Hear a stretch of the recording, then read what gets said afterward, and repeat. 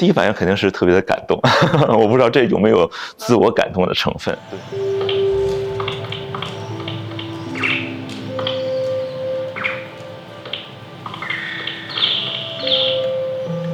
我叫邱宇，是一个艺术创作者。其实《微生》这个作品，其实最早来源于，疫情期间，好多人已经在家憋的，开始跟植物去对话。当时呢，我就在想，是不是我们平时其实有一种跟万物去沟通的一种状态但是只是我们这种日常的生活节奏非常快它没有一个功利的或者是一个能让我们获得更多价值的一个方式，可能就被我们忽视掉了也就是那时候想到了，是不是我们可以用一种科技与艺术结合的方式去跟植物真的能对话和交互。这其实也是来自于小时候一个体验吧，就是去捡那个树叶杨树叶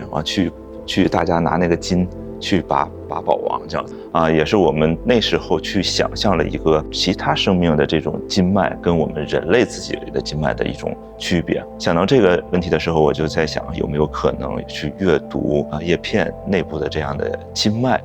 的所带来的一些信息有可能这些信息并不是一些真的所谓的有用的信息但它可以通过一些科技的方式转换，可能也是选择一种我觉得可以跟植物架起这个桥梁的一种媒介手段，把这些合成器的知识用树叶的这种形式转译出来让我们感受到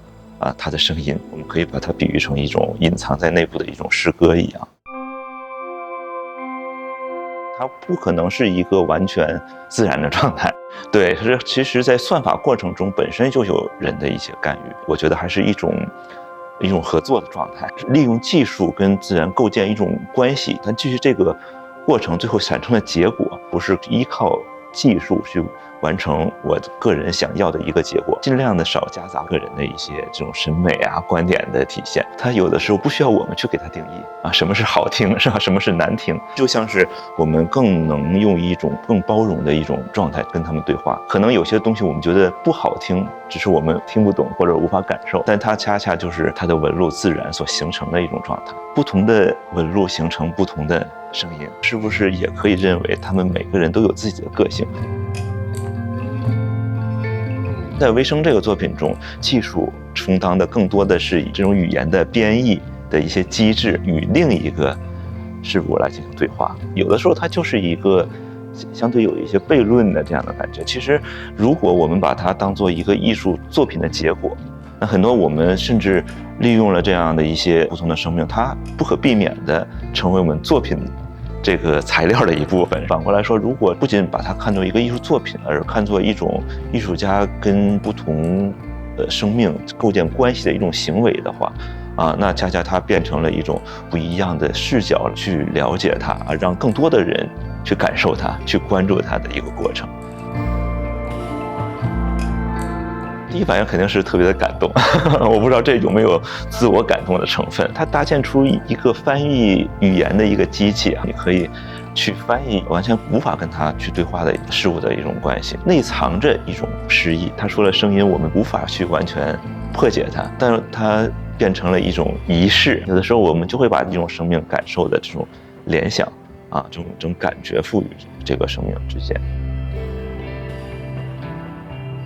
创作者往往不提供一个结果给观众，其实我觉得给观众提供的更多的是一种感受的环境吧。说白话，就我们不讲大的道理，但是呢，我们往往从这一个非常小的瞬间，让观众感受到原来是这样，其实就足够了。反倒从中间，大家可以感受到很多跟自己相关的内容。我觉得这好的创作最终都是激起观众跟作品之间的对话，甚至靠这个作品引出的它跟另一种东西的对话，而不是只是停留在视觉的好看好华丽或者做工好精美的一种过程上。这个问题更像是这个作品是不是能跟观众发生这样一种内在的潜在的心灵上的或者是更多层面的一种交流。它不是一个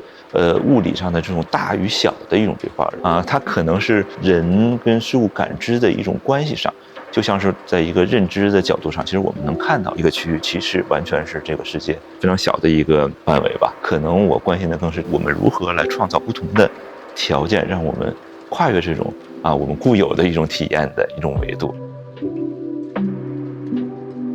有的时候我们所说的科技科学，其实它本身也有这种人为去解读的部分。其实我们所说的一些科技，往往里边夹杂很多这种文化不同的这种思维意识我觉得如果说在创作中去权衡这两种关系，可能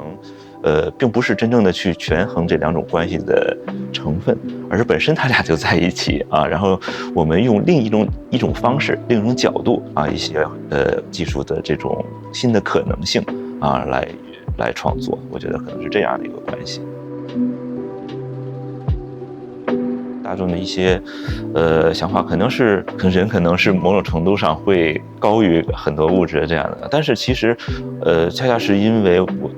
我们没有创造这种条件让他们知道很多物质的这种强大其实是完全超过我们人类的其实就像是非人类的元素，其实它们往往也构成了我们人类身体内部的一些元素那其实这个角度去看，那人跟外物的世界其实也没有什么区别，我们可以从一种特别的角度去找到这种万物之间的一种亲缘性。